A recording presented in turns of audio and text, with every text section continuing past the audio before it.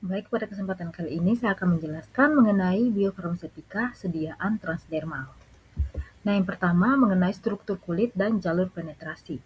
Nah, kulit merupakan organ yang melapisi bagian tubuh dengan luas pada manusia rata-rata 2 meter persegi dan mengambil sekitar 15% berat total tubuh orang dewasa. Nah, kulit tersusun atas 3 lapisan utama, yaitu epidermis, dermis, dan hipodermis. Nah, dermis merupakan lapisan paling luar yang terdiri atas beberapa lapis atau multilayer, di mana bagian terluar dari epidermis yaitu stratum corneum. Nah, yang kedua dermis. Nah, ini merupakan lapisan tengah yang tebal, tempat terdapatnya akar rambut dan pembuluh darah. Sementara hipodermis merupakan lapisan lemak berwarna kuning di bagian bawah. Nah, adapun fungsi stratum corneum di mana ini merupakan lapisan terluar dari epidermis yang terdiri atas sel-sel mati berbentuk pipi dan tidak memiliki inti. Nah, stratum corneum ini berfungsi untuk melindungi tubuh dari berbagai faktor eksternal seperti polusi, bakteri, iritasi, sekaligus menjaga kelembapan kulit. Adapun jalur penetrasi, di mana jalur penetrasi dibagi menjadi 3. Yang pertama, jalur transseluler. Nah, pada jalur transseluler, molekul obat menembus langsung dinding sel korneosit. Nah, kendala teknisnya di mana dalam sel terdapat protein keratin yang sangat padat. Nah, obat harus memiliki kemampuan untuk larut dalam protein dan air agar bisa lewat. Ini adalah jalur yang paling sulit karena resistensi seluler yang tinggi. Nah, yang kedua, jalur paraseluler. Nah, molekul obat akan berdifusi melewati celah di antara sel-sel atau di dalam semen lipid. Nah, kendala teknisnya pada jalur ini berliku-liku karena harus mengelilingi sel korneosit. Namun karena celah ini kaya akan lipid atau lemak, jalur ini menjadi rute utama bagi obat-obat transdermal yang bersifat lipofilik atau larut lemak. Nah, yang ketiga, jalur transapendageal atau melalui lubang alami, di mana obat akan masuk melalui lubang yang sudah ada, yaitu folikel rambut, kelenjar sebasia, ataupun kelenjar keringat. Nah, kendala teknisnya, meskipun penetrasinya sangat tepat, karena tidak ada hambatan seluler, namun luas total lubang-lubang ini hanya sekitar 0,1% dari seluruh permukaan kulit, sehingga jumlah obat yang masuk lewat sini sangat terbatas. Yang berikut ada barier stratum corneum dengan model brick and mortar. Nah, brick di sini atau bata adalah sel korneosit, di mana sel ini adalah sel mati, keras dan kaya akan protein keratin, serta bersifat hidrofilik atau suka air. Sementara mortar atau semen ini adalah matriks lipid intraseluler yang terdiri atas campuran lemak seperti seramid, kolesterol, asam lemak, dan mengisi celah antar sel.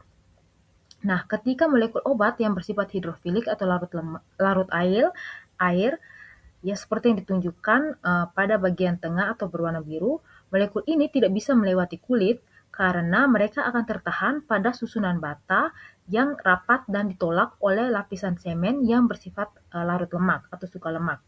Nah, sementara obat yang bersifat lipofilik atau larut lemak seperti yang ditunjukkan pada bagian kanan yang berwarna hijau, molekul ini adalah kunci penetrasi transdermal karena dapat menembus kulit dengan cara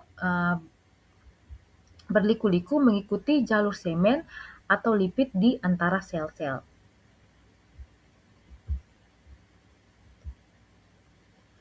Nah, yang berikut ada kinetika penetrasi perkutan.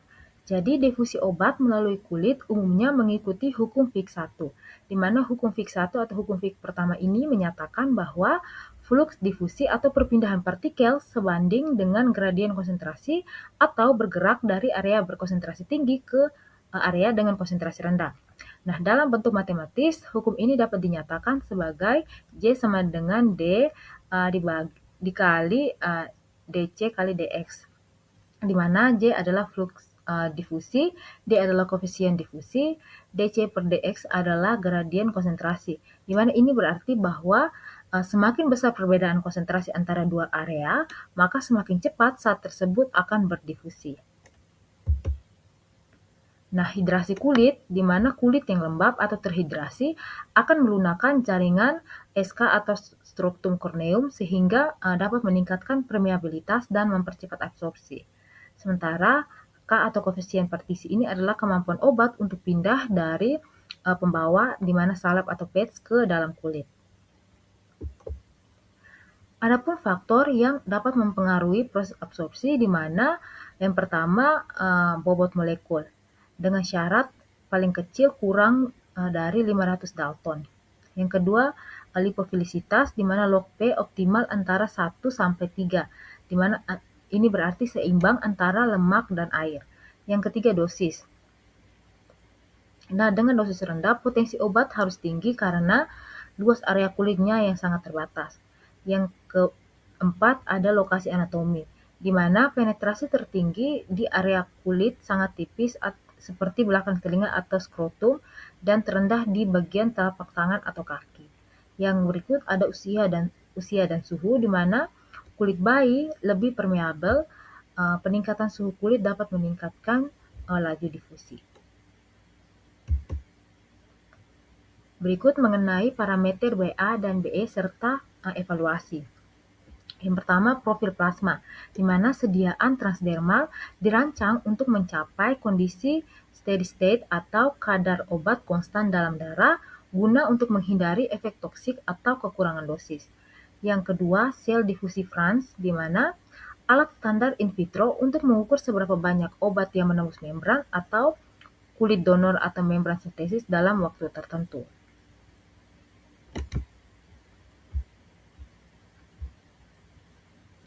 Adapun proses biofarmasetika transdermal, di mana ini merupakan jalur perjalanan obat transdermal dari sediaan hingga memberikan efek pada jalur sistemik. Nah, yang pertama, pelepasan, di mana obat akan terlepas dari sediaan seperti patch atau gel. Nah, ketika obat terlepas dari sediaan, obat akan masuk ke dalam stratum corneum. Nah, berikut obat akan mengalami difusi di mana obat akan bergerak melewati epidermis dan yang lebih dalam. Terus yang keempat, obat akan mengalami proses absorpsi di mana obat akan mencapai dermis dan masuk ke dalam pembuluh darah kapiler. Nah, ketika obat masuk ke dalam pembuluh darah kapiler, obat akan dibawa menuju ke darah dan diedarkan ke seluruh tubuh.